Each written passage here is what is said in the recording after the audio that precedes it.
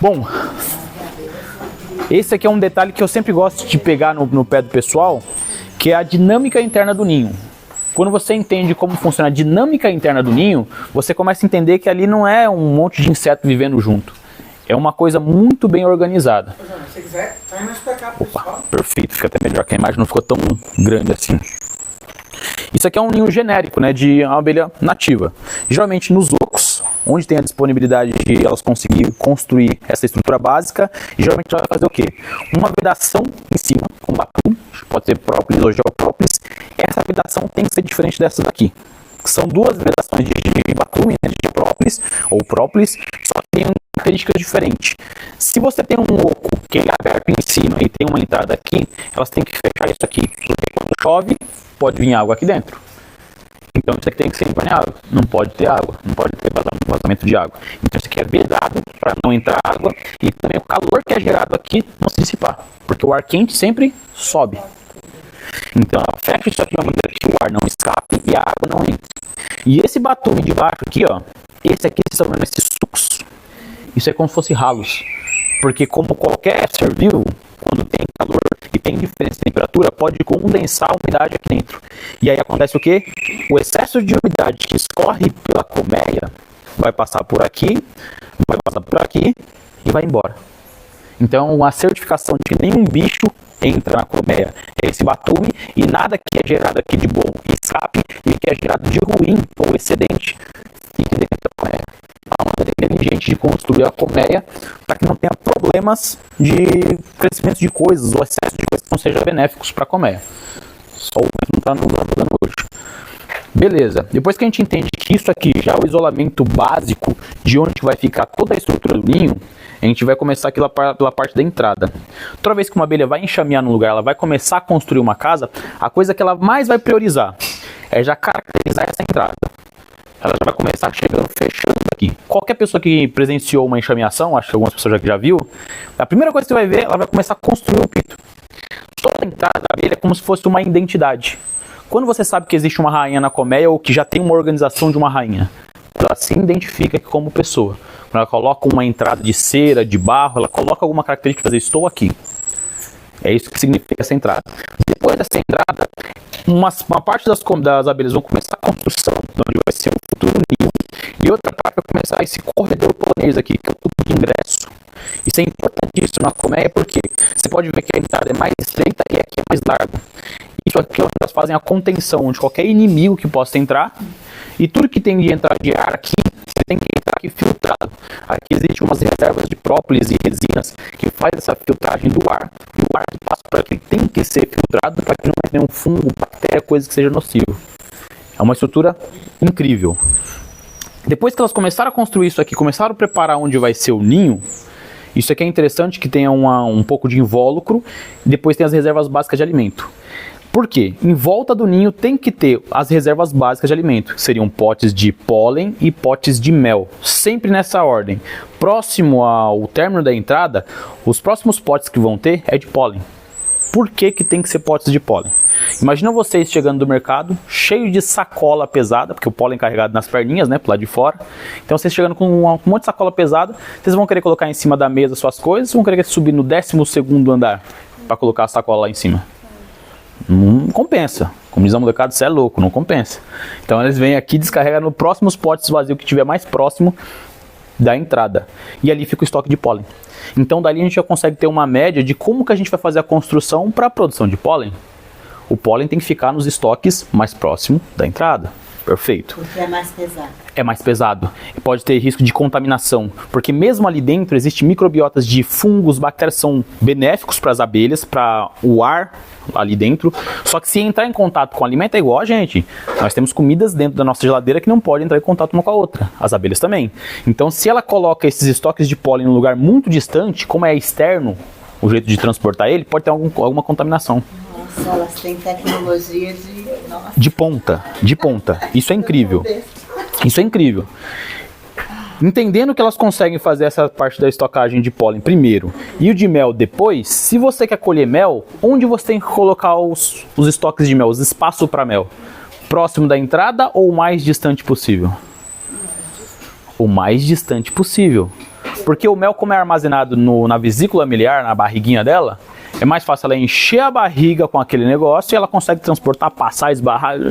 Ela vai lá no mais distante possível e coloca ali. Por quê? O mel é uma coisa que é usada só pelas abelhas adultas. É o combustível.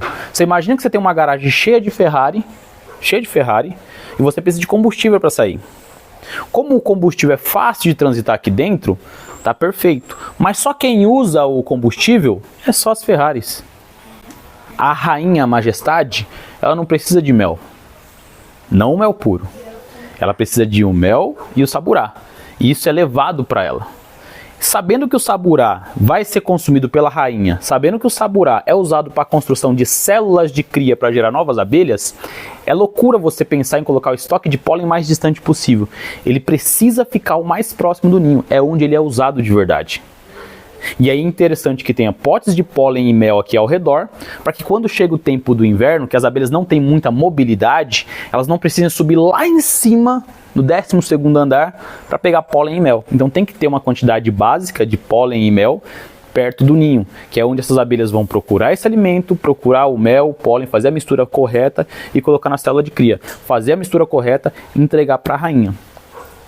Alguma dúvida? Alguém já tinha visto uma imagem parecida com essa? Não. Essa é uma imagem genérica que representa praticamente quase que 100% das colmeias das abelhas nativas. Por que eu falo quase 100%? Existem muitas estruturas diferentes de colmeias de abelha, mas toda colmeia de abelha tem que ter uma entrada principal, tem seus estoques de alimento e tem o núcleo, que é o ninho, é o futuro da colmeia. Todo esse material aqui interno, todo esse material que vocês estão vendo, todo esse material é feito de cerume, tudo. Você pensa que a construção da vida delas é feita disso daqui. É a cera. Que isso daqui é uma das coisas mais preciosas para as abelhas. Como que elas fazem essa cera? Essa é uma pergunta interessante. Essas abelhas jovens que estão emergindo das células de cria, elas têm glândulas de construção de cera, de gordura. Que só as jovens. Enquanto elas jovens, elas conseguem produzir muita quantidade de cera. Então elas são mais alimentadas, mais nutridas, e aí elas engordam. Nesse processo de engordar, elas criam cera. As abelhas pro lado de fora. No abdômen tem um monte de listrinha. No abdômen para fora. É, pro lado de fora. Então fica como se fosse escamas. Se alguém já viu... Ali a cera? A cera fica ali, só que fica branquinho, as escamas de cera ficam branquinho. Alguém já ouviu falar do animal chamado pangolim? Não. É um animal que é cheio de escamas. Daí essas abelhas jovens que produzem essa cera são chamadas de pangolim. As pangolins, elas não... A cera vem dela. Vem dela. Só que essas pangolins não são responsáveis só por produção de cera. Algumas ficam mais próximo da rainha, são abelhas mais jovens, que respondem melhor os comandos da rainha e repassam as ordens da rainha. Então elas não precisam sair, voar, elas só ficam internamente ali, engordam mais, produzem mais cera. E a rainha passa que ordem para elas? Se eu estiver falando besteira, você me... Não, é exatamente isso. É exatamente isso. Que ordem que elas passam para ele? Vamos fazer de conta que aqui a gente é uma empresa, uma colmeia empresa. Se eu chego em você, eu sei que você eu preciso de construir mais célula de cria. Para construir célula de cria, eu preciso de cera. Então eu chego em você que você é encarregado da cera, ó. Eu preciso de célula de cria lá, ó. A equipe de construção lá, ó.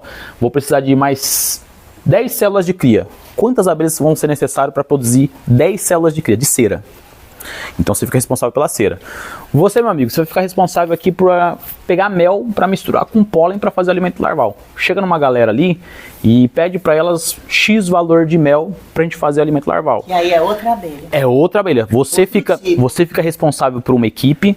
Você é uma pangolim. Você é outra pangolim que é responsável por outra equipe. E você vai ser uma pangolim que vai ser responsável por outra equipe, que vai ser a busca de pólen. Eu vou precisar de pólen e vocês vão se organizar. Cada uma tem suas tarefas. E as ordens que eu te passei, você vai repassar para um grupo de outras abelhas. Cada uma em cada idade tem uma função. Uma função. Vai passar para as operárias. E aí elas conseguem juntas se organizar para construir essa estrutura das células de cria. Perfeito. Que aí nenhuma sobrecarrega a outra. Passando essa idade que ela não consegue mais produzir cera, ela vai mudando o cargo, ela vai evoluindo, ela perde a capacidade de produzir cera, se ela não é tão interessante para ficar como um pangolim, nas ordens da rainha, aí ela vai subindo, vai virar uma obreira. Agora que eu já não consigo mais produzir cera, eu vou pegar abelhas que produzem cera, tirar a cera dela, misturo com resinas e óleos essenciais que outras abelhas campeiras que foram pro mato trouxeram. A operária faz isso? A operária que constrói, trabalha e também que forrageia, né, que vai pro mato. Essas que forrageou e trouxe essas preciosidades de óleos essenciais e resinas, elas trazem num núcleo ali, que fica uma reserva ali, e aí outras abelhas vêm, pega aquilo ali, mistura com a cera, no caso essa abelha que parou de produzir cera, mistura com aquela massinha ali, porque a cera em si, ela é uma coisa dura, ela é seca, a cera pura, ela é seca. Então quando você mistura com óleos essenciais e resinas, aquilo vai ficando mais maleável, e aí fica como se fosse uma massinha, você consegue trabalhar com ela. E aí fica muito mais fácil de você construir as coisas, sem falar que você faz com que ela produza mais, tipo, rende o produto final. O que era só 1 kg de cera, com um pouco mais de resina, você chega a 1,3 kg, 1,5 kg. Então, para elas é interessante colocar isso aí. E aí, quando você coloca óleos essenciais e resinas... E ela busca na natureza, brotos, flores, tudo da natureza. Quando ela traz isso aí e coloca na cera, aquilo agrega um valor.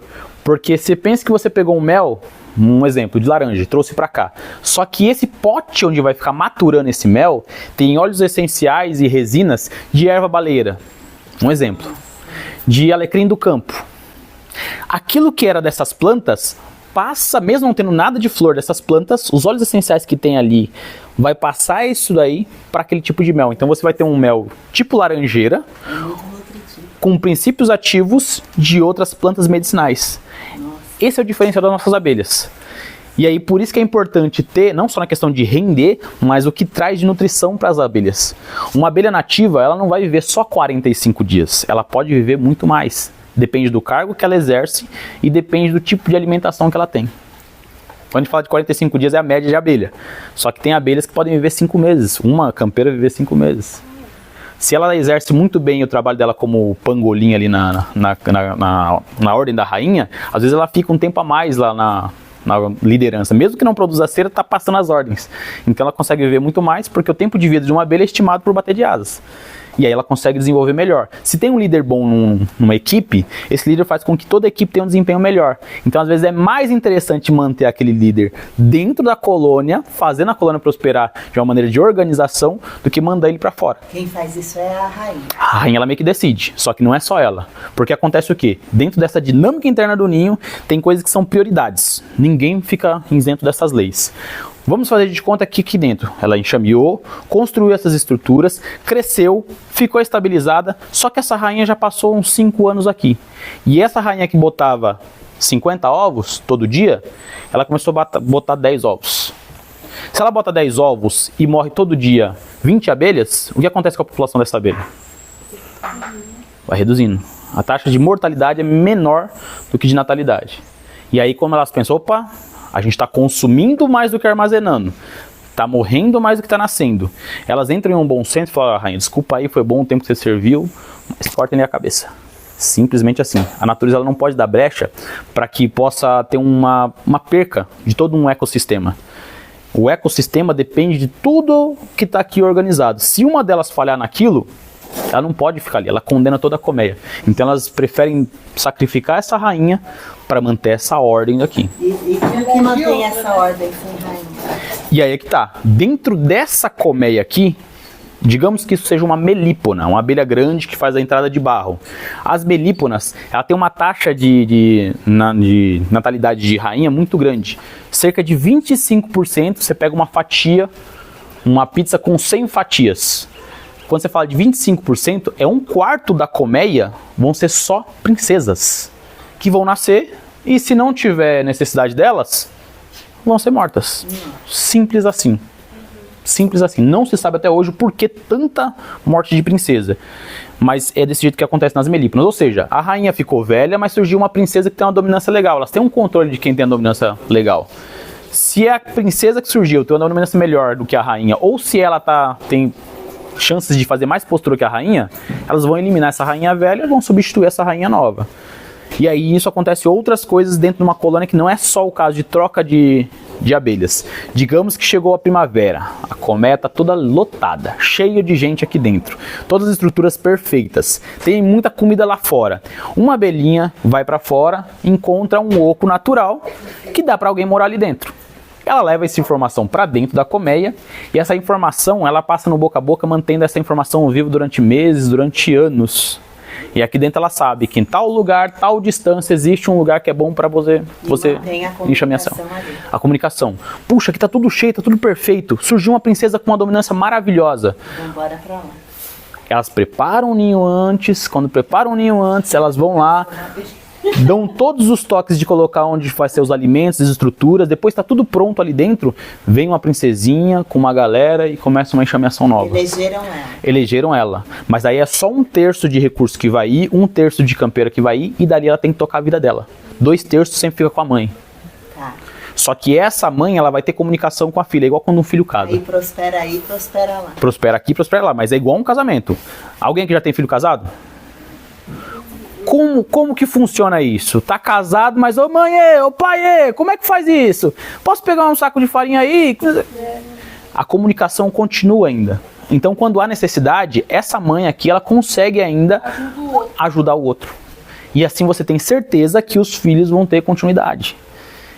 Mesmo que aqui esteja estabilizado, tem a hierarquia também. Mantém mais ou menos, porque acontece o quê? Depois que ela já foi fecundada lá, ela tem uma certa conduta de cuidado com aquela rainha, mas a partir do momento que ela se torna uma potência, que a dominância dela se torna forte demais, elas cortam quase que 100% essa comunicação. Se tiver num ambiente natural, existe uma troca de informações, só que não é por campeiras.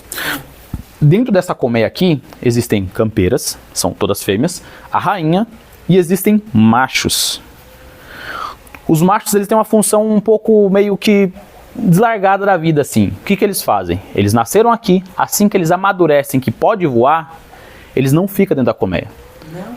Porque se eles ficarem ali dentro da colmeia e surgir uma princesa que possa fecundar com ele vai cruzar com a irmã. Entendi. Qual que é a vantagem de você cruzar com alguém que é praticamente um clone meu? Não dá, não vale a pena, não compensa. Então ele vai fazer simplesmente o quê? Ele amadureceu, consegue voar, ele sai daqui e com suas antenas ele vai captar onde tem outros enxames, leva informações de como está essa colmeia aqui e entra nessa outra colmeia.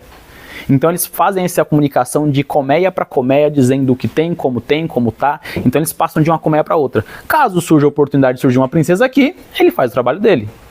Só que conforme ele vai envelhecendo, ele perde essa capacidade de passar essas informações. Então eles têm algumas estratégias para conseguir entrar aqui dentro, os machos.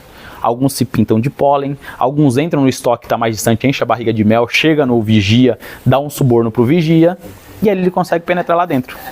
Só que com o tempo eles ficam tão velhinhos, que mesmo as vigias, que às vezes estão ali só atentas em saber quem é inimigo e quem não é, consegue perceber que aquele cara ali é um malandro, é uma vida mansa, ele só quer só comer e beber. E aí ele não deixa ele entrar. Entendi. E aí ele fica pro lado de fora.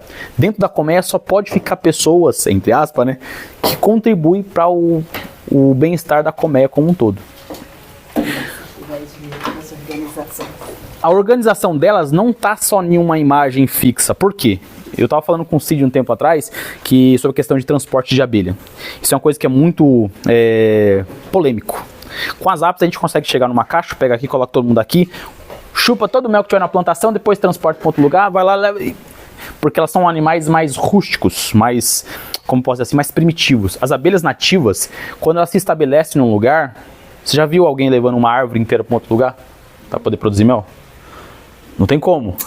Depois que elas se estabeleceram nesse lugar, toda essa estrutura aqui é friamente calculada para que elas possam ou resfriar o ar aqui dentro, se elas estiverem num ambiente que está muito quente, ou manter a térmica. Porque essas abelhas aqui, elas comem mel, vibram o corpo para gerar calor, e o ar quente, como sempre sobe, ela criam estruturas para que esse ar ele possa ir barrando por aqui pelas estruturas e circular por toda essa colônia. Junto com o ar quente, vai os comandos feromonais da rainha. O ar quente, a vibração do corpo dela? Ela vibra, exatamente, ela vibra o corpo. Sabe o abdômen dela? Sim. Você já viu a abelha quando tá puxando mel que fica assim, ó? As escamas ficam assim? Aquelas escamas quando ela tá fazendo, porque ela tá puxando, bombeando. Mas quando ela quer gerar calor, ela deixa uma quantidade X de mel na barriga e ela vibra o corpo. Um atrito tão grande, é como se fosse sua mão. todas juntas, numa sincronia perfeita, onde elas conseguem gerar calor. O que esse pinho tá fazendo? Oi? E esse pinho tá fazendo agora? O que acontece? Você tem que lembrar que são duas famílias de abelhas diferentes. Vamos dizer que só dividir em duas. Melíponas, abelhas de grande porte, e trigoniformes. Trigoniformes são todas pequenininhas. As melíponas, elas têm essa vantagem de ter um corpo mais robusto e aí elas conseguem manter mais calor. Um exemplo.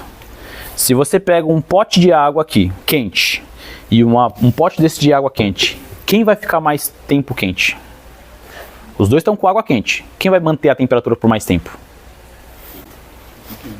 O grande. O grande. Por quê? Porque quanto menor o corpo, mais área de contato com o ar frio. Ele perde a temperatura. Quanto maior o corpo, mais massa aquecida fica concentrada lá dentro e ele consegue manter esse calor por mais tempo. Por isso as maiores têm vantagem de sair de madrugada, porque elas mantêm a térmica do corpo de uma maneira mais eficiente. O corpo delas já foram adaptados de uma maneira que elas conseguem gerar calor dentro da colmeia. Então a colmeia consegue acordar mais cedo. Isso dá uma vantagem de chegar nas floradas primeiros. Tem uma barriga maior, dá a vantagem de encher a barriga com mais mel e fazer estoques maiores. Só que quem consome mais combustível? Um trator, em questão de gasto mesmo, ou uma moto? O trator. Quanto mais pesado, quanto maior o corpo, mais energia ele precisa para poder se movimentar. Quanto menor o corpo, menos energia. Então quando você fala de melíponas, são abelhas que têm um estoque de mel consideravelmente grande, porque elas precisam para se manter. Não só para poder manter a térmica, mas para poder se movimentar, normalmente. Então, quando se fala de melíponas, elas tendem a ter um estoque muito maior de mel, porque elas precisam do estoque de mel para gerar o calor e manter tudo isso daqui. Elas conseguem trabalhar em temperaturas mais baixas. Então, é comum que no sul tenha mais melíponas. Norte e nordeste, você encontra uma diversidade muito grande de abelhas, inclusive menores, porque elas não precisam de calor para aquecer o ninho para manter tudo, porque o lar já é quente naturalmente. Quando se fala de trigoniformes, elas têm uma estratégia um pouco diferente. Elas esperam a temperatura aquecer, são como répteis. E aí elas conseguem trabalhar. Se elas conseguirem gerar um pouco de calor, lindo, maravilha. Mas caiu demais a temperatura. O que elas fazem? Vou encher minha barriguinha de mel, até daqui a pouco. Só que elas não só dormem. É como se você tivesse um boneco que você desliga o botão. O urso, quando ele está hibernando, ele reduz tanto o batimento dele. Parece que morreu, mas ali há consumo de energia. O urso ele vai hibernar gordo. Quando ele sai da hibernação, ele está magro, porque ele consumiu a energia do corpo. As abelhas, quando elas entram nesse estágio letárgico brusco, que ela não tem mais movimento, não tem gasto nenhum de energia. A menindoriana é assim também? A menindoriana é assim também, todas pequenas. Tem uma lá que tá assim. Todas pequenas. Aí ela tem um movimento muito sutil. Mas quando cai muita temperatura, quando chegar a temperatura mais ou menos de 9 a 8 graus dentro da colmeia, não pro lado de fora, dentro da colmeia, que é diferente, dentro de uma caixa aí pro lado de fora. Quando chegar a 9 graus, 8 graus, você vai ver que as abelhas vão ficar assim, ó. Parece que morreu. Nem sai. Não consegue se mover, parece que você olha assim, ó, tá toda encolhidinha assim, ó, parece que morreu. Tá no fundo da caixa, né? Exatamente, no fundo da caixa, em cima dos discos de cria, tudo, morreu todo mundo. E na verdade não é que ela morreu, ela tá guardando energia para que quando voltar o calor, expandir o corpo dela, ela vai voltar aos batimentos, ela volta à vida de novo. As mais velhas não voltam mesmo, mas as mais novas, elas têm essa capacidade de voltar. É, tipo, as mais velhas que não teriam mais uns 5 dias de vida, essas aí já era. Depois que elas entram nesse estado de letargia, o corpo é tão rígido que ela não volta mais. Entendeu? Quanto mais velha a abelha, mais o exoesqueleto vai se forjando, ela vai ficando fechada, ela não tem capacidade de voltar à vida. E a rainha acontece a mesma coisa? A rainha não, a rainha já é uma outra estrutura. Porque ela já fica no núcleo da colmeia, onde existe uma geração de calor muito diferente do lado de fora, e ali dentro é tudo criado para manter a térmica. Então, aqui fora, digamos que chegou menos 4 graus. Aqui dentro dessa árvore, a árvore, um exemplo que é a árvore viva, né? Ela gera calor. Então, se ela gera um calor de 2 graus diferente, aqui está menos 4, aqui vai ter menos 2. Aqui dentro, a colmeia ela gera uma outra estrutura que gera calor. Então, aqui vai estar 1 grau. Dentro do ninho, ele tem que estar pelo menos 3, 4 graus. Isso não tem problema. Por quê? Se elas estiverem com a barriguinha quente, elas conseguem se manter, elas voltam à vida. Essas abelhas que ficam aqui, elas não vão ficar só com a barriga cheia de mel. São abelhas nutrizes. São abelhas que nutrem as filhotes e a rainha. Então ela vai ter um alimento mais pastoso dentro da barriga, que é pólen e mel. Isso faz com que elas consigam, quando elas voltar à vida, elas tenham um nutriente a mais, é algo a mais. A rainha, ela é pura proteína praticamente. É só ovos e alimentação rica de pólen e mel. Então ela consegue ter uma sobrevida muito maior do que qualquer outra abelha que está aqui. Ela é um outro organismo, uma outra coisa. Porque se fosse na outra, era a geleia real, né? A Apis, ela usa muita geleia real.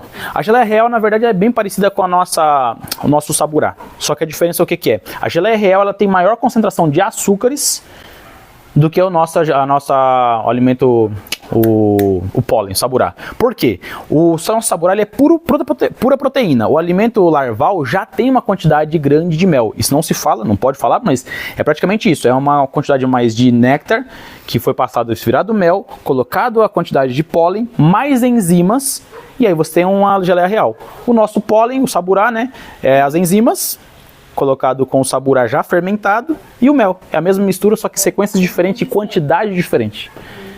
A composição é bem parecida. Posso te fazer uma pergunta? O que acontece com as abelhas que morreram depois desse processo? Digamos que as mais velhas não aguentou, morreu. Geralmente elas procuram ficar num lugar mais distante, perto da entrada, porque quando essas abelhas voltarem à vida, elas vão ter o trabalho de tirar essas abelhas daqui. Então não é importante que elas fiquem em um lugar que dá trabalho para as irmãs dela. Então elas já vão pro pito e já morrem ali no pito mesmo. Elas ficam num lugar E elas põem pra Estratégico. fora, né? Isso, as que voltam à vida sempre vai fazer a limpeza, mas essas que morreram, elas sempre ficam em lugares estratégicos para não dar trabalho para as irmãs. É uma coisa muito bem planejada. É perfeito. Dentro dessa colmeia aqui, ainda existe essa parte de baixo aqui, que é importante lembrar, que isso aqui é tudo feito de cerume, certo? Isso aqui é um batume, que é diferente desse, mas que aqui fica onde ficam as lixeiras. Toda colmeia existe lixeira.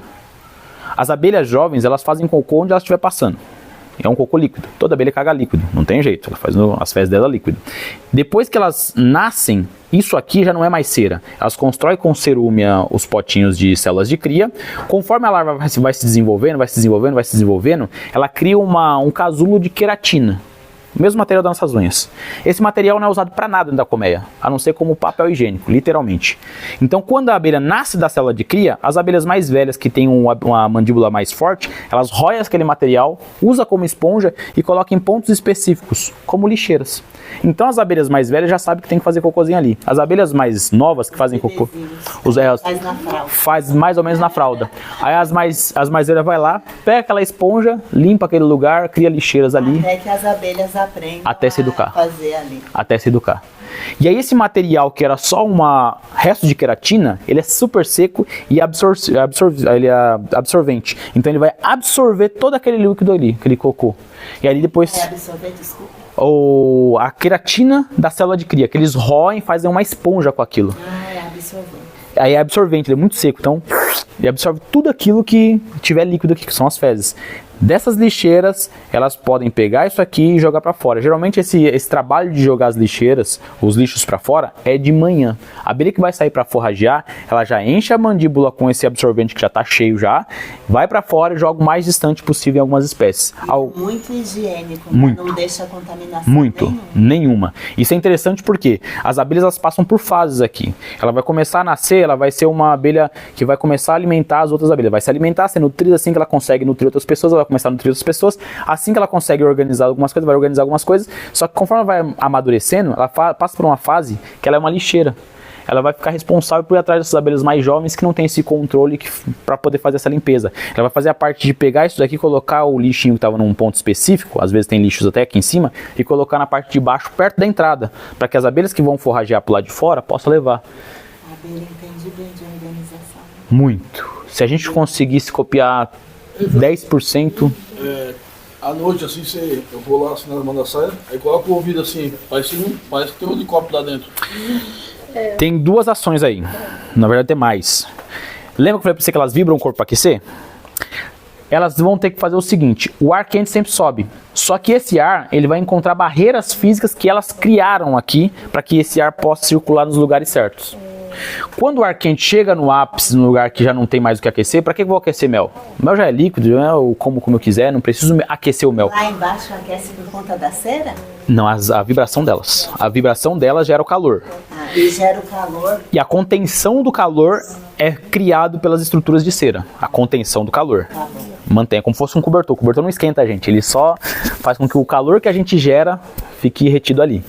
Então ele é retido pelas camadas de cera. Só acontece o quê? Se deixar ele por si só, o ar simplesmente vai embora, o ar quente. Então elas batem as asas nos pontos estratégicos para que esse ar ele circule aqui dentro. Então o ar quente vai ficar sempre circulando. E quando ele escapole, que já não é mais o oxigênio respirável, filtrado, vai ser o CO2, ele vai escapulir por estruturas que são criadas para poder escapulir. Só que nisso as abelhas também circulam ar para que esse excesso de ar quente, já com uma quantidade grande de CO2, possa circular para cá e passar por aqui. Como o ar quente sempre sobe, mesmo sendo um ar quente ruim, ele vai fazer o quê?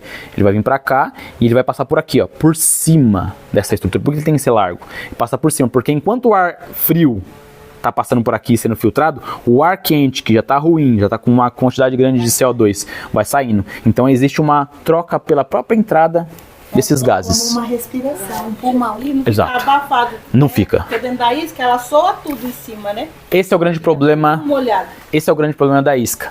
Lembra que a isca foi projetada para aquecer a abelha, não deixar ela fria.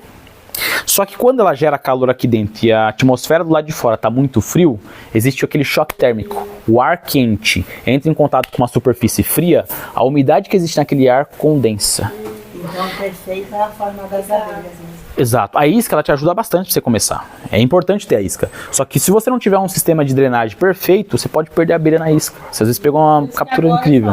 Ela tá tudo nas caixas, porque se tiver na isca Tem grande chance de perder. Tem abelhas que são mais secas, como a jataí, mas a chance de perder é grande. Tem amigo meu que perdeu o jataí. A jataí é o quê? Ela é mais seca. A abelha trigoniformes, ela não gera tanto calor porque são pequenas, mas geram. Abelhas trigoniformes de grande população, que nem mandaguari amarela, elas geram muito calor. Porque você imagina que é uma mega metrópolis aqui dentro. Então tem muita gente respirando o mesmo ar. Gera muito calor. E esse excesso de calor vai condensar. vai faltar ar. Pode faltar ar.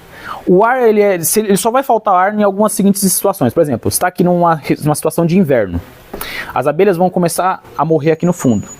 Se elas começam a morrer aqui no fundo e ainda está frio o suficiente para que elas não consigam sair, essas abelhas mortas vão ser acumuladas aqui, perto da entrada para poder jogar fora. Só que as abelhas não conseguem sair ainda porque está muito frio. Quando elas fecham essa entrada aqui, o que acontece? Aquele ar que deveria circular e passar por aqui, não circula mais. Se morrer na abelha é demais. Aí vai morrer a abelha demais. Aí você tem uma obstrução. Aí você Sempre morre no inverno? sempre vai morrer uma quantidade normal. Entenda uma coisa, é uma cidade. Todo dia nasce alguém, todo dia morre alguém. Não tem jeito. Todo dia nasce alguém, todo dia morre alguém. Alguns se o cara tem uma isca lá, vamos dizer que ele colocou de forma imprevista e chegou o inverno, é bem interessante que ele não deixe, mesmo no inverno, retirar de lá, porque o risco de perder é muito grande. Depende. Eu fiz um vídeo esses dias, o pessoal quase me jogou pedra lá em casa. Por quê? O que acontece? Chegou o tempo, tá chegando o inverno, ou chegou o inverno. Só que você vê que mesmo chegando o tempo do inverno, você tem temperaturas que sustenta na madrugada entre 20 e durante o dia, até uns 25 graus, de 20 a 25 graus. Então, como a madrugada ainda tem 20 graus, qualquer abelha consegue trabalhar aqui dentro. Porque a temperatura do ambiente está 20 graus, lá é muito mais quente. Então, se você tem uma abelha numa isca e você vê que durante 15 dias se mantém essa temperatura mínima de 20 graus, você pode transferir sua abelha que você vai tirar dela dessa condição da isca, né, e colocar numa condição de uma caixa que é 1000 vezes melhor. Agora, se você chegou no inverno, agora, tá menos 4 graus. Aí você vai lá e transfere sua abelha. Durante uns 15 dias, a temperatura máxima vai ser 11 graus. A abelha não consegue trabalhar nessa temperatura. Você coloca ela na caixa, agora ela não vai ter problema mais. Como que ela vai criar uma condição dentro da caixa? Isso aqui foi criado durante o... É maduro Exato. na época. Exatamente, se não tiver temperatura, ela não consegue criar a estrutura para que esse ambiente que foi gerado aqui seja gerado na caixa. Por isso que é importante a ceramista e a temperatura. Se você consegue transferir ela na temperatura certa da ceramista, no caso de caixas modulares, que você só dá o espaço que ela realmente precisa, não coloca espaço demais, ela vai trabalhar só em cima daquilo que é importante, o coração da colmeia, os discos de cria. Deu ceramista, ela vai criar estruturas de potes de alimento, essas estruturas que barram onde vai ser o calor para o calor não dissipar. A vida dela. Isso aqui é a vida dela, o futuro dela. vai fazer tudo, a base da vida dela. Aí você consegue salvar sua abelha. Agora, se você transfere ela numa condição que ela não consegue trabalhar, em vez de você salvar ela, você matou. Chegou o inverno, Jonas, eu não estava preparado. Minha abelha está na isca, está dando menos 4 graus ou até 4 graus de madrugada. O que eu faço? Cruzo os dedos. Não só isso. Não mexe. Eu tirei uma borá que estava capturada aqui há 6 meses, muito forte. Para não deixar ela aqui na mata, na isca, eu levei para casa. O que eu fiz? Coloquei módulos vazios, a isca dentro do módulo, para dar uma térmica melhor. E graças a Deus está forte. De vez em quando de manhã eu chego lá, tem algumas abelhinhas mortas lá. Normal. Normal, aconteceu que é muito frio. Mas é uma opção de você tentar salvar a sua captura. Não mexe na isca. Não mexe na isca, você tenta dar embrulhar, dar um conforto melhor para ela na isca. Um outro detalhe, o cara me perguntou assim, mas Jonas, o que eu faço agora? O meu papelão, que era para dar o conforto térmico, molhou, o que eu faço? Nesse caso, você não vai transferir a abelha da isca. Você abre toda a parte de plástico, todo o papelão, deixa ela na garrafa, não abre a garrafa, pelo amor de Deus, envolve ela com um papelão novo, uma manta, alguma coisa que seja térmico, aí você embrulha ela e coloca numa caixa, que aí você dá conforto para ela. Porque se tiver o papelão molhado, aí também é loucura deixar ela dentro da isca com o papelão molhado. Não se vai tirar da isca, mas tira aquele papelão molhado e mantém ela na isca e coloca um papelão novo, uma coisa térmica. Que aí você consegue fazer com que ela tenha um controle térmico melhor. Porque quando você fala de água no papelão, tá falando de um resfriamento forçado na colmeia. Nossa, quando ficar frio, o papelão vira um gelo ali. Exatamente. Você imagina que congelando a colmeia. É a mesma coisa você pegar a sua garrafa com a isca e colocar dentro do freezer. Atrapalhou toda a Mas estrutura. com muito cuidado, tá, gente? Muito cuidado para não estourar potes, aí você vai Sim, criar outro problema. é outro problema. Porque tudo isso daqui, ele está estruturado para que não tenha contaminação. Digamos que esteja no inverno. Você mexeu na sua garrafa e apertou. Estourou um pote de mel. Só um pote de mel. Só um pote de mel. E esse mel vazou por todas as estruturas aqui, ó. Todas. O furídeo, ele é um oportunista, ele não é um problema. Ele vai trabalhar em cima daquilo que você não soube fazer. O que é isso? O furídeo é uma... Você já viu aquelas moscas da fruta? Sei. É primo do mosco da mosca da fruta. Parece muito, só que um é pretinho e a fruta da mosca é amarelinho. Um é um pouquinho maior e o outro é um pouquinho menor. O furídeo é muito mais rápido andando do que voando.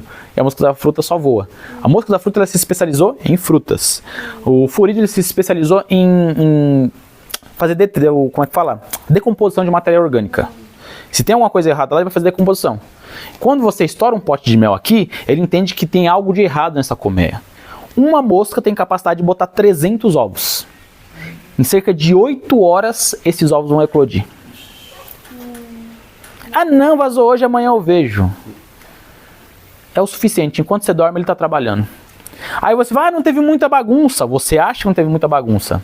Depois de 2 dias que eclodiu esse ovo, já vai se tornar uma mosca adulta. Aí você imagina que desses 300 ovos tem 100 fêmeas. Que vai ter macho e fêmea. Essas 100 fêmeas botando 300 ovos cada um, quantas mais larvas não vão conseguir? Em questão de mais ou menos aí uns 5 dias, dá só uma lama dentro da sua isca ou da sua caixa. Então um erro nosso não é que o furídeo é o problema. Ele vai trabalhar em cima do problema que a gente causou. Por isso que a gente tem que aprender a estratégia das abelhas para fazer direito. Exato. É tudo previamente feito, não tem uma coisa assim que chegou e pronto. Antes de chegar e montar uma estrutura dessa, tem uma... Tudo. São coisas milimétricas. Não é difícil entender isso. Ó, agora é 11 horas. A gente ainda tem mais 1h30. Tem a parte de formação de novas colônias que eu expliquei que é por enxameação. Como que isso pode acontecer? Tem 2 formas. Existe a enxameação prévia, onde a rainha, com consentimento de toda a colônia, vai procurar um lugar para uma nova colmeia, e elas fazem enxameação. E existe a enxameação fugida. Quando uma abelha princesa nasce aqui e ela consegue ir para a periferia da caixa, ela vai ficar atrás das abelhas mais jovens, forma uma elite individual, meio que nas sombras, e ali ela consegue formar uma elite. Perfeito. Quando ela chega no estágio de amadurecimento, o cheiro dela fica tão forte que toda a colmeia já sabe que tem alguém com uma elite ali dentro. Ela traiu a rainha? Não chega a ser uma traição, porque se encontram ela é morta. Então, para ela ter um poder de preservação, ela tenta manipular abelhas mais jovens. E as abelhas mais jovens que cedem a ela, não, você fica perto de mim, você vai ser pangolim, você não vai precisar trabalhar lá fora. Você fica aqui perto de mim, cara, chega junto. E aí ela cria uma elite. A pangolim que não é besta nem nada, não, você fica aí perto de mim aí que você fica ali só na parte de construção, você não vai precisar trabalhar lá fora. Tem aranha, passarinho, fica perto de mim. Então elas formam elites dentro de elites. Quando ela consegue formar uma casta legal e ela chega no estágio de amadurecimento que não tem como mais se esconder ela, porque isso aqui, esse cheiro circula em toda a colmeia, a rainha antiga vai querer caçar ela. Então essa casta nova, dessa rainha nova, ela vai tentar mascarar essa rainha para que ela possa passar por todas essas estruturas aqui e fugir. Se ela conseguir fugir... Se formou lá em cima, vai fugir. Vai tentar fugir. Com a ajuda daquelas... Das campeiras dela, que ela formou. Então, quando ela consegue fazer essa enxameação fugida, é o que acontece de você pegar uma abelha, que você deixa lá, às vezes, 1 ano e ela nunca se estrutura muito bem. Ou, às vezes, passando 2, 3 meses, ela morre. Por quê? Essa colmeia, quando faz uma enxameação prévia, ela tem 1 mês para ela trabalhar, para depois levar a rainha. Então, dentro do ninho novo vai ter cera, vai ter pote de mel, pólen, toda uma estrutura. Arrumou o ninho dela para ela. Exato. Agora, no caso da fugida é diferente. A fugida, ela sai com toda a galera dela, o primeiro buraco que ela encontra, ela vai ficar ali, e enquanto ela não for fecundada, ela não tem cheiro de rainha 100%. Então, as campeiras que saíram, conseguem vir aqui, pega um pouco de material, leva para lá. Pega um pouco de material, leva para lá. Só que nisso ela vai ter pouquíssimo tempo, porque o cheiro dela já está no auge, né? Então, ela vai atrair machos. Quando ela é fecundada por um macho, ela se torna uma rainha. Então, ela tem uma elite separada. E o cheiro das campeiras muda. Então, as campeiras não têm mais acesso. Não pode mais entrar, senão morre. Exatamente. Em vez dela ter 1 mês para estruturar a colmeia dela, tem só 5 dias. E é muito rápido, né? Então ela não consegue ter uma colônia tão forte. Só que se ela formou uma elite muito grande, talvez ela consiga se estruturar. Você já capturou algumas jataís já, não já? Não, ainda não? Minha é comprada. Hã? É comprada? Cid, quantas jataí você já pegou e não... Eu nunca capturei uma jataí, tá vendo? Eu moro no centro de Ferraz. Nunca capturou nenhuma enxameação das suas caixas? Como é que foi a enxameação? Foi a enxameação que veio bombando ou a enxameação que veio ainda pequenininha? Na escola veio 2 bombando e outras veio devagar. Então, Eu lembro da bombando, bem devagar, porque se observou eu não. essas que vêm já bombando são a enxameação prévia, onde já se programam. É que nem a gente. Se a gente... Bombando é que já chega. Não, ela chegou, se preparou, ela tá com muita estrutura. Por exemplo, existem abelhas jataís, faz de conta que isso aqui praticamente. Jataí é incrível, ela é incrível. Tem jataí que você vai chegar no mato, com 2 meses capturou, você pega uma isca de 5 litros, ela tá quadrada de mel e pólen. Eu já vi isso algumas vezes. Lotada. Por quê? A mãe, Juquitiba também teve bastante assim. A mãe era muito rica, tinha muito como mandar muitos nutrientes para cá, e ela teve tempo para construir isso. Só que tem abelha que você pega numa garrafa de 1 litro, ou caixinha de leite, ela constrói um tantinho de invólucro assim, 3, 4 potinhos de mel e pronto. Além da mãe não ter sido muito rica, né, não tinha muito nutriente, muitas das vezes são enxameações fugidas. Ela teve que sair correndo, não se preparou. É que nem a gente. Se a gente não se prepara para começar uma coisa, você vai tropeçando, vai fraquejando e às vezes você não consegue concluir, porque você não se preparou. Exatamente. Tá no chão, Jonas. E aquela que você vê no chão? Então, tem algumas espécies de abelhas que dão no chão. A estrutura vai ser parecida com essa, só que vai ser um pouco invertido. Por quê? Lembra que o ar quente está sempre em cima? Quem que é a prioridade de manter aquecido? Alimento ou cria? A cria. Sempre a cria, é o futuro da colmeia. Se ela já sabe que o alimento é o futuro da colmeia, se ela tem um oco muito fino debaixo da terra, ela vai dar prioridade de colocar as crias em cima e o alimento embaixo. Quando é um pouco mais largo, ela coloca os alimentos ao redor, que serve como uma parede térmica, e aí coloca as crias no meio. Existem algumas espécies de abelha que a gente encontra na nossa região. A mais comum, jataí da terra, tem uma ali. Mambuquinha, é um pouco mais rara, mas ainda tem na região ainda. A guiruçu, essas são 100% de chão da nossa região aqui. Da nossa região. Mas existem algumas outras que tem a mandaçaia do solo, a uruçu do solo, que também... Feiticeira também faz bastante. A feiticeira, ela é semissolo, mas é mais atrelada a solo. Você não consegue encontrar ela em árvore. Ela tem que estar mais no solo. Aí você vai ter outros que já estão migrando já para árvore mesmo. A guaraipo, a mambucão. Mambucão tem perto da minha casa. Tem perto da sua casa? Nossa, tá no paraíso. Ai, tô doida. Eu falo pra casa, mas não. Você já encontrou ninho natural ou você viu nas flores? Tem natural lá. Então, mas isso é uma coisa que você não pode falar. Morre aqui, senão todo mundo vai morrer hoje aqui. Por que, que a abelha é Isso aí é essa? O que ela Ferrari. tem de especial? Isso é a Ferrari das abelhas. O que você quer dizer? É uma abelha que hoje você vai, no valor agregado, em torno de 3, 4, 5 mil reais. Então, uma pessoa que está iniciando, como eu também já fui lá atrás, ganancioso por ter algumas espécies, a pessoa pode ir lá e retirar e vai acabar o quê? Matando a colmeia. Um homem que quer povoar o jovem assim. Não, mas O que que eles querem você viu ninho natural? Sim. Essa isca, Então, Ela já tem, Ó, ela até mudou. eu não quero nem saber onde tá, não me fala, não fala pra ninguém, pelo amor de Deus. Então, não vamos dois. Mas o que acontece? Ela tem uma característica incrível. Geralmente ela coloca um lixo gigante na frente da casa dela, uma farinha que fica na frente da casa dela. Fala pra mim. Aquela farinha, não a entrada, mas aquela farinha que ela joga na frente, aquele lixo, você pode coletar aquilo lá. Tem gente que tem própolis de mandaguari, escaptrigona, você pode entrar em contato. Faz um atrativo misto de escaptrigona com aquela farinha dela. Você consegue... O mais certo seria a própolis dela, mas é difícil encontrar a própolis dela. Um litro de atrativo de mambucão tá R$200. e a forma de capturar é justamente um balde de 18 litros Enterrado. Ele falou, põe um balde pra ele. e de preferência no pé de árvores grossas. Sim, tem que ser enterrado. Não tem jeito, tem que ser um... Não adianta você falar assim, vou colocar em 2 litros. Vai pegar, já tá aí. Tem que ser uma coisa grande. Ela é uma abelha extremamente rara, ela precisa de ocos gigantes, ela consegue ocupar 20 litros de ocupação. Mas tem bastante dela ainda? Raríssima. Por isso que é tão cara. Cuida dela. Meu Deus, vai. Ninguém ouviu. Ninguém sabe, ó. Corta essa parte da filmagem, hein? Então ninguém sabe. Não fala isso pra ninguém, por favor. Não fala. Deixa ela lá, quietinha. A guaraipa já tá na lista de extensão. É Sim. uma abelha linda. Sim. Linda, linda, linda. Você imagina uma melipona ruiva. É a guaraipa. Nós temos a loira, que é A bugia. o urso amarelo, e nós temos a ruiva, que é a guaraipa. É linda. Meu Deus, onde Linda. tem essa? Que eu tenho. Mas Corta. o que acontece? É uma espécie que justamente a gente fala que ela é pé de pau. Porque ela dá no tronco para baixo. Sempre na base. Sempre na base, mas para baixo. Raramente você encontra assim. Eu vi alguns relatos aí que você encontra lá a 80 centímetros. Até 1,5 m é normal. Quando você vê a abelha ali no chão, a O colmeia ninho tá tá para indo dentro. errado. Tá pra dentro. Tá pra dentro. Só que não, e no caso dessa aí que ele tá falando da mambucão, não é na terra. É Dentro do na mundo. árvore. Na árvore. O que acontece? Muitas árvores, quando elas Faz a saída pela você vê na terra. Isso, Então, na verdade, ela isso. tá ali embaixo. Como se forma um oco? Isso aqui, como é que isso aqui era? Isso aqui era uma árvore que estava crescendo com uma estrutura incrível. E aqui tinha um galho que muito provavelmente morreu.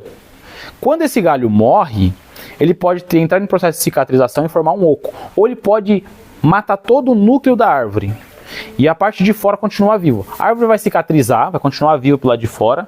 Mas o núcleo aqui vai continuar vai continuar morto, né? E aqui vai continuar vivo. E aí começa a apodrecer a fibra dessa madeira. Assim se forma um oco. Quando uma... De fora fica normal. Fica normal, fica viva. Ela cicatriza. Tem inclusive até algumas árvores que estão começando o processo de formar oco aqui, que eu tinha visto. E o que acontece? Se você tem uma árvore que ela foi cortada, ela tem uma estrutura de raiz gigantesco. Ela foi cortada e começou a brotar do chão. Ou às vezes caiu, tombou, por vários motivos. Ela pode tombar e a raiz ficou no chão. Ela vai rebrotar do chão com vigor, vai crescer uma raiz, um tronco forte, reto, lá para cima para tomar sol. E aquela raiz lá na base é a raiz que vai originar um oco no centro, ali na base. E aquele oco que morreu ali, vai formar um oco gigantesco, vai ser o suficiente para abrigar grandes melíponas ou até mesmo a mambucão, a africanizada. E ali você tem árvores que formam oco na base. É mais raro. Por isso que essas abelhas que formam nidificação na beira dos troncos são mais raras. São abelhas que precisam de mais umidade. Perto das bases é onde tem mais umidade. Então, mambucão, aguaraipo. Essa abelha assim, acha na Bahia também? Mambucão? Mambucão tem em alguns lugares da Bahia. Chapada não acha ali. Depende, Mata Atlântica? Então, Mata Atlântica, depende do lugar, você consegue achar. Ah, no sul nordestino, né? Depende do lugar que você consegue achar, não é todo lugar. Lá tem muita. Então, onde tem urso nordestino, geralmente é o lugar mais seco, geralmente. Tem na Mata Atlântica, mas tem um lugar mais seco. Se for o lugar que é do mais seco, já é mais difícil. Agora, se for lugar mais... A região de Tambora tem muito rio. Então é legal. Então, provavelmente pode ter. Pode ter. Que lugar da sua casa? Pé de Lençóis. Eu vou lá sempre. Bahia, né? Chapada Pé de Mucugê lá. Isso é legal. No Sabadão lá do... Mucugê eu passei por lá um tempo atrás. Tem relatos de uma mambucão aqui em São Roque. Primeiro relato. Só ninguém sabe onde que tá, ninguém quer saber onde tá. E temos criadores aqui de mão vulcão. Isso favorece o quê? Isso é legal. Porque existe a enxameação espontânea ou precipitada. Isso para nós é maravilhoso. Se ela se adaptar aqui à nossa região, o intuito do meliponicultor não é só você multiplicar, mas sim também repopular. Né? Isso é muito importante. E ali na Serra da Cantareira? Tem pra caramba. Oxe, muita. Eu tô atento com você, viu, mano? Você tá levando na Bahia e aqui na Serra. Cara, tá fazendo Eu tô atento com você, viu? O que acontece? Eu não andei na mata ainda, ó. imigrantes. Eu não andei na mata, eu vou tirar. O Sidney falou uma coisa que é interessante. Às vezes as pessoas olham pra gente que é criador comercial e pensam, nossa, seus capitalistas, seus criminosos estão explorando a abelha. Cara, depois que meu pai começou a montar o meliponário de Mandaçaia lá, todo mundo, todos os anos, captura Mandaçaia na região. A pessoa que ela é grande criadora de abelha, ela não dá conta de dividir todas as suas abelhas, não dá conta de tirar todo o mel das suas abelhas. Todos os anos vai ter centenas de enxameações. Então a gente contribui em trazer genéticas boas, fazer o melhoramento, às vezes, de uma genética que já foi degradada por conta da gente mesmo e devolve para a natureza uma coisa melhor. Precisa ser mais divulgado. Muito. Porque não é divulgado. Joga muito o lado negativo, Oi? né? Exato. O pessoal não conhece lá. Exato. Lá os colegas meus lá mesmo. O que eu falo com as pessoas, em tudo a gente tem que achar um propósito. Nós temos que ter um propósito. O que a gente fazemos, seja a criação de abelha, tem que ter um propósito. Quando você coloca um propósito, não, eu vou criar para poder divulgar a meliponicultura para que venha salvar. Não é só você ter as abelhinhas lá. Eu tinha um colega meu que ele começou a ter as abelhas lá, ele tinha algumas dezenas de espécies e ele nunca dividiu, nunca tirou uma gota de mel, nunca abriu as caixas. E aí um dia eu fui fazer uma revisão nas caixas dele, boa parte do planta dele estava morto. A partir do momento que você tem uma abelha na caixa, a responsabilidade é sua. A abelha é movimento. É movimento. Você tem que criar um clima. A vida, se não tiver movimento, não. Exatamente, tem que ter manejo. Você pode criar um ambiente perfeito? Pode. Mas se ela está na caixa, a responsabilidade é sua. Se você tira um pouco de mel dela, não vai tirar todo o mel. Você tira um pouco de mel dela e você apresenta para alguém, você não está tirando dela. Você está devolvendo para as pessoas o conhecimento. É igual a plantação, quando você tira o couve, nasce mais. Exato. Couve, nasce mais. Exatamente. Porque você imagina, até então vocês não sabiam que existia abelha sem ferrão. Acredito que muitos aqui não sabiam que existia abelha sem ferrão. O pessoal pensa que a abelha tem um monte de abelha. Só Europa. Tá criando um monte de abelha dentro de casa lá. Você é louco, você é doido? Eu falei, vai lá. Aí o colega meu foi lá, passou, aí bate na caixa da Mandaçaia assim, sabe o que é? Falei, irmão de vocês? Não faz nada. Eles não, é só... A de ferrão. Não, isso não é. A gente tem que mostrar o valor nosso. A gente tem que mostrar o valor. Na escola, né, a gente teve que avisar Não, todo fala mundo. só de um minutinho, mostra pra eles ali aquela flor. Coisas sutis que a gente não consegue perceber. A árvore também faz isso. Muito. Ele já tem um cheiro de... A árvore também faz isso. A árvore é desse jeito também. As pessoas não sabem disso. As árvores se comunicam. Eu estudo isso para trabalhar na saúde mental das pessoas, a comunicação das árvores. Isso é uma coisa que o pessoal não imagina. Quando se fala que o cheiro dela é o feromônio. Sim, não é um feromônio. É um monte de feromônios, várias comunicações. Só que além dessa comunicação por feromônio, existe uma comunicação por vibração. E elas se comunicam rápido quando uma árvore está em perigo, né? Com as abelhas é mais ou menos assim também. Mais rápido ainda. Mais rápido. Porque acontece o quê? As árvores elas estão plantadas, dependem do vento que carrega o feromônio do ataque. As abelhas elas conseguem se movimentar e além dos feromônios de cheiro, existem vibrações. É como se fosse um código Morse. Elas são mais complexas, então, do que as árvores. Muito mais. Porque existe a comunicação por vibração, existe a comunicação de feromônio e comportamento. Porque quando uma fêmea está receptiva, ela pode dar sinais, ela pode dar seus spoilers de bater de asa, do jeito que ela vai fazer, ou o macho, para poder chamar atenção. Isso é uma coisa que nos insetos não é tão comum, mas existem algumas famílias de insetos que fazem isso. E algumas abelhas têm essas comunicações. Então é uma junção de feromônio, vibração, às vezes tem os display que o pessoal fala. Então existe muita coisa que a gente ainda precisa entender. Mas uma coisa é fato. Tudo que vocês estão vendo aqui, quando vocês dominam o que é necessário, o que é primordial, vocês conseguem criar abelha com êxito. Por exemplo, como eu falei para vocês, faz de conta que isso aqui é uma caixa de abelha que vocês vão colocar. Uma colmeia de jataí, que o ninho total ocupa isso. Se você pega esse ninho total e colocou aqui dentro, você imagina todo esse espaço que tem aqui. No chão, capturado. Tava vivo? Tá vivo. O que é isso? É abelha? Isso aqui é uma captura de jataí que estava lá embaixo na mina. O Carlos foi lá agora e ele encontrou ela virada com a boca para cima assim. Não é água. Observe, tá frio. Hã? Mel. Não, deve ter alguma coisinha, não percebi que é água. Pode passar pro pessoal ver. Caraca, mano. Parece que tá vivo, e tá com um pezinho bacana. Mas caso não estiver vivo, é o que eu falo do material que a gente consegue para fazer a cera mista. Mas Tem vida aí dentro. Pela cera, Tem vida aí dentro. tem vida. Então agora eu vou fechar ela. Coloca o ouvido pra ver se tem zumbido. Ela tá frio, tá gelada, pode ser que não, né? Sai um bicho aí do mato aí. Não. A cera eu que mexi ainda pra ver e tá maleável, então tem vida. Ela deve estar caída ali há algum tempo. Que incrível, hein? Elas ficam lá dentro. Fica ali dentro. Que incrível. Caldo? Não tem água ali dentro. Não Não tem tá água. com água. Tá seco. Mas O peso assim- que tem é da beira. Eu vou falar uma coisa pra você. Tem um relato, eu acho que ele tava junto. Tá pesado. Era mirim, Iguaçu?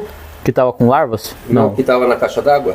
Lembra do Ah, pesqueiro? sim, foi uma Iraí. Iraí. Uma Iraí. Ela fez um ninho dentro da caixa d'água. Ela entrou pelo ladrão da caixa d'água. Ela começou a fazer o ninho. Uma parte do ninho para fora do nível d'água. Um tanto assim dentro da água. Para você ver A a capacidade capacidade que ela fez o negócio de se adaptar. de se adaptar e não deixar entrar água para dentro do ninho. E a cera, ela é impermeável. É permeável, né? exatamente. Basta ela saber trabalhar. Mas contudo, ficou hiperpermeável com o ninho dentro da água. Tá bagulhando. Se a Então, gente tá coloca bacana, esse pé de né? madeira lá pra sala, Com cera. Elas se protegeram dentro da água. Exatamente, elas podem. Uma nave Não entrou espacial água. dentro da Mais ou menos isso. ser longe demais. Tá vivo? Alguma dúvida sobre essa parte de dinâmica interna do ninho? Professor, quero seu telefone, porque eu vou precisar me aprofundar. Então, é isso, né? Bichinho. A gente faz uma junção aí. Obrigado, pai. A gente tá aqui para poder ajudar. Se vocês precisarem de alguma ajuda, a gente tá aqui, o Sidney tá aí, parceiraço. O que vocês precisarem, gente, eu tô à disposição de vocês para poder ajudar. Tá bom?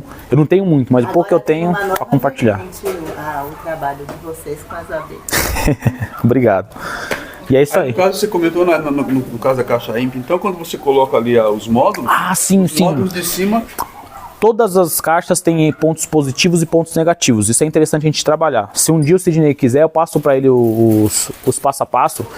Se você quiser passar essa questão das caixas, ô Sidney, as 4 principais modelos de caixa. Como surgiu as caixas, a criação das abelhas nativas. É no primeiro módulo, né? A gente fala do ninho isca. Ah, então ela não estava aqui no primeiro módulo. Aí a gente entra no módulo 1. Ninho isca, como faz o ninho isca, faz o atrativo, caixas, modelos de caixas, como que faz. Isso é importante você entender. Cada caixa... Módulo, é o primeiro passo. Cada caixa tem um ponto forte e um ponto fraco. Cada caixa ela tem um porquê de como surgiu. Quando você entende isso, você vai ver que não é que é um mais atrasado que o outro. São linhas de pensamentos diferentes com propósitos diferentes. Sim. Ambientes diferentes. Não é problema. Agora, é que você comentou no caso da periferia, no caso, primeiro o módulo lá de cima é o que vai receber o mel, os outros de baixo vão receber a... Depende. Ah, tá. Depende. Tudo tem um porquê. Não, esse Por exemplo, você colocou o ninho aqui, foi mas você forçou a abelha a entrar por aqui. um pouquinho antes de começar. Aqui não vai ter mel. o outono. O ninho é aqui. Você forçou a abelha a ficar aqui, mas você fez a entrada aqui. Se ela entra realmente de fato aqui, tem módulos que fecha, isso aqui não vai ficar com mel. Você lembra que a sacolinha cheia tem que ficar... Você pode forçar ela com situações diferentes. E a Miriguaçu? O que tem a miringuaçu? Faz em volta, né? Então, ela faz invólucro sim. Existe, entenda uma coisa, na biologia a única regra é que não existe regra, até as exceções têm exceções. Então, ou seja, isso é um ninho genérico que mostra que as abelhas fazem invólucro, grande parte delas fazem. Só que algumas abelhas se adaptaram a ambientes que exigem como eu posso falar assim, um resfriamento do ninho mais rápido. Então, abelhas que ficam no sol, geralmente não geram o cerume em volta, o invólucro. O caso da miringuaçu, ela foi mais esperta. Para não ficar perdendo tempo resfriando o ninho, o tempo do calor, ela pega toda a cera que ficaria em volta do invólucro, que é para conter a temperatura e feromônios, e ela espalha na colmeia.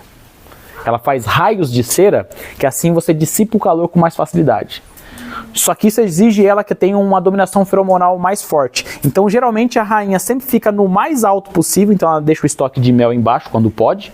Se ela não conseguiu, não tem problema. A rainha vai ficar sempre aqui em cima. E aí, depois que nasce todas essas crias que estão aqui embaixo, as operárias desconstroem o pilar de sustentação e todo o ninho desce. Só não a Guaçu, tá, gente? Ah, Água Sul. A Guaçu ela não faz isso. A Guaçu ela não limpa, ela não limpa Ah, não. Aí, a lixeira fica aqui, só que ela pode desconstruir o negócio. Não, As, a Guaçu ela não as minhas faz. As minhas ela não tira celulose, não, filho. Elas fazem assim, ó, que aí desce. Tchuc, tchuc, tchuc. Não, as minhas não. Que louco. Nenhuma. Se eu não for lá, o que ela faz? Ela tá lá dentro do que seja o 15 por 15. Aham. Ela não faz aquela limpeza. Chegou Ah, tá. Se você deixar espaço do lado. Isso. Ah, ela tá. desce do Sim, lado sim. e começa a fazer. Reconstrói do lado. Isso. É a única abelha, que até hoje que eu conheço, que não faz a limpeza do resto do disco de cria. Mas também depende. É por isso que é dinâmica. Assim, dinâmica do espaço. Não, então, mas olha. Ela não limpa. Ela não tira. Ela Então, não limpa. mas é de. Também. Mas tem ali. Mas fica ali. Então, pode ser que é isso que eu falo. A caixa pode ser o tamanho da caixa. Mas tem um detalhe também, Cid. Lembra aquela caixinha, aquela isca que você pegou de Miringuaçu que tinha larva de mosca soldado? Sim. Uma vez eu comentei com um colega que aconteceu de ter mosca soldado na Miringuaçu. Eu falei assim, acontece. A minha caixa teve uma larva de mosca soldado, que vem por causa de lixo. E ela acumula muito lixo, a Miringuaçu. Eu falei assim, e aí, o que você fez? Eu falei, cara, quase morreu todo mundo. Eu fiz a limpeza. Depois que eu fiz a limpeza, aconteceu uma coisa mágica. Nunca mais elas acumularam lixo. Pode ser. Mas as minhas Elas aprenderam. As minhas são porquinhas. As minhas são porquinhas. Todas as Guaçu que eu tenho. E aí quando você tira o... Bom, É normal, isso é normal da espécie. Tem que fazer a limpeza. Você tem que ir lá abrir e Hã? fazer a Vai limpeza. derrubando lá o... Assim. É manual? Você que tem que fazer? Então, por que eu faço? Porque todas as minhas Guaçu que eu tenho em caixa didática. Não pode ficar aquele negócio. Ah, então você não educou ela. Porque eu não tenho nenhuma Guaçu em caixa ímpar 100% de madeira. Tá na caixa limpa. Entendeu? É assim. Tenho até mirim preguiça também, que eu tenho elas. A maioria é na caixa didática. Tem uma só que é minha matriz, que é numa caixinha. Você vê ela lá toda ocupada. E ela enxameia fácil aquilo ali. Então eu não fico, justamente para não ficar sendo muito invasivo e prejudicar, eu nem mexo. Mas a Guaçu fica mais fácil, que eu tiro os parafusos na lateral e limpo só por fora. Mas que ela acumula. Torres de Vou falar cocô. pra vocês, gente. Torre de fezes assim lá no canto da caixa tem desse tamanho. É até maior, até maior. E não é um só, tem vários. Quanto mais forte o enxame, mais ela. essa que Dá pra você pegar já falou é... essas fezes aí e pôr num atrativo também. No Mombucão é a primeira vez que eu ouvi falar sobre isso, funciona muito bem. Com a Guaçu não há necessidade, cara. Não há necessidade. Para que, primeiro, para você capturar a Guaçu, você tem que ter bastante Guaçu na região e instalar bastante isca. Então é questão de um pouco de sorte. Se graças a Deus, o plantário em casa tem muita Guaçu. Até em isca enterrada eu já capturei Guaçu. Lembrando que Guaçu. Guaçu, mirim Guaçu. Guaçu. Guaçu. A maior Guaçu. mirim que tem. Lembrando que quando ele fala que ele tem bastante sorte, quantas iscas você instala geralmente quando você instala aqui? Umas pouquinhas. Que é um colega meu falou assim, Jonas, não dá certo colocar isca. Eu coloquei 3 iscas lá e já tem 1 mês e eu não capturei nada. Eu falei, meu amigo, 3 iscas? 3 iscas, 1 mês, não capturou nada. Nessa época agora. Aí eu pensei assim, meu amigo, tem isca minha que depois de 4 anos eu capturei. E, gente, Poxa. vou dar o meu testemunho aqui. Tem isca aqui que já estava instalada há 2 anos, desde que foi a primeira que eu coloquei. Vou capturar agora. Demorou 2 anos para capturar. E tem isca que eu coloquei num dia. No outro dia, o Carlos, a testemunha aqui, que estava Já abri entrando. entrando nele. É uma coisa muito relativa. Pra você ter chance, tem Certo. E as boraquinhas? bastante. Bastante. Não, Borá. Então, a Borá que tinha aqui é o seguinte: uma eu levei embora. Borá é complicado. O meu professor Jonas sempre me falou assim: Quem? de Quando? Borá, 30 metros de distância. Tá bom. Nós temos um cara que é muito influente na mídia, no YouTube, que ele cria Borá lado a lado, Condomínio. condomínio. Falei, bom, se ele cria, ele é referência, vamos dizer assim, É o meu vou tentar também. É o meu quintal. Vou tentar também. Quem? Ótimo. Mel no quintal. É o nome do canal dele, O Vilmar. cara é, assim, tudo que eu aprendi É com uma abelha difícil de você fazer uma transferência, que ela sensível. dá forídeo. Só de você abrir, só no que você abriu a isca aqui, Já vem um você tem que monte. ser rápido, porque já vem forídeo. O cheiro dela tá... Aquela mosquitinha. da larva. Da larva. Toda hora eu pergunto o que é esse mosquito. Às vezes só de você abrir o cheiro dela, tanto dela como das escarpa-trigona, já atrai de imediato. Então assim, quanto mais rápido você for, melhor. Observar se não leva alimento, se o pote estourado, para não dar esporídeo. Sempre transferência seca, sem nada de alimento. Sempre. Só o núcleo. Só o ninho. Só o ninho. Sem mel, sem nada. Sem pólen, principalmente pólen. Principalmente pólen. Por conta do forídeo. Isso. Aí o que aconteceu? Eu vim aqui buscar já tem a minha forte lá em casa. Vim buscar uma captura que tinha mais de 6 meses. Fortíssima também na isca. Só foi colocar em casa. Cheguei em casa, saí daqui à noite, coloquei ele em casa. De manhã, a hora que fui ver, elas brigando. E estão... Uma está lá, a outra está aqui a 5 metros de distância. Conclusão. Então, o que ele me falou tem fundamento também. Vou esperar elas se adaptarem no ambiente? Não sei se vai valer a pena. Com o risco que vai morrer muitas e eu posso perder as duas. No outro dia seguinte eu fechei, levei lá para Carol, tá lá, a minha forte, e a isca está em casa para me transferir ainda. Eu vou esperar esquentar. Mas se eu deixo ali mais 1, 2 dias, elas poderiam sim se adaptar. Tem o Jataís lá que está adaptada. 1,5 metro uma da outra. Mas eu vou arriscar perder? Leva tempo, Você né? sabe que ela tá brigando. Você vê elas grudadas na frente e se embolando no chão.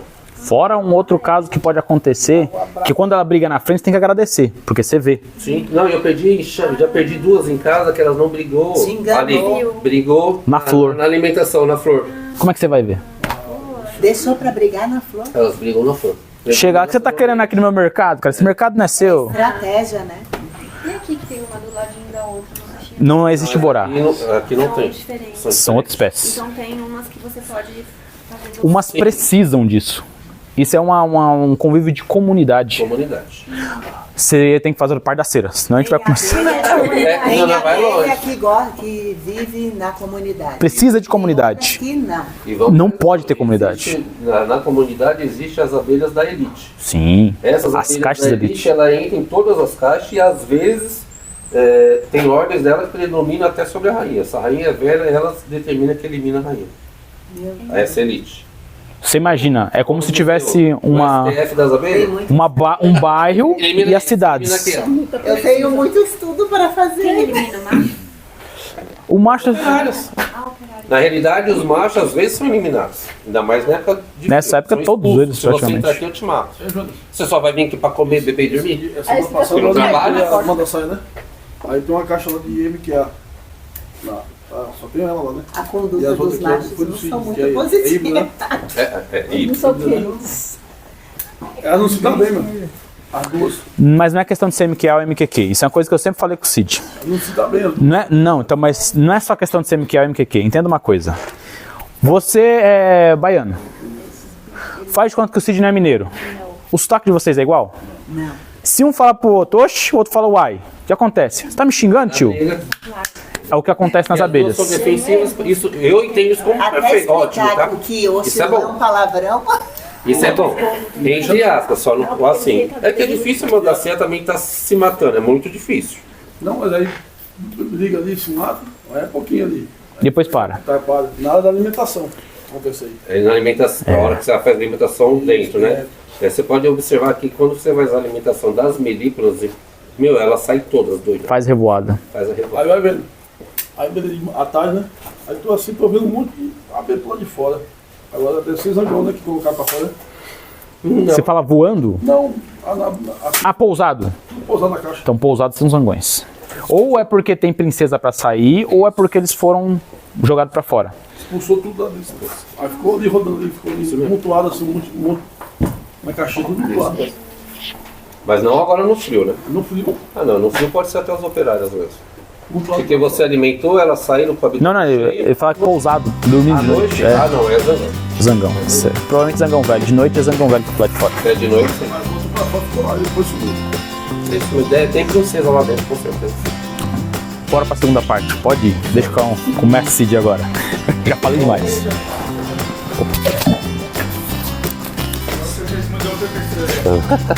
Não, professor não.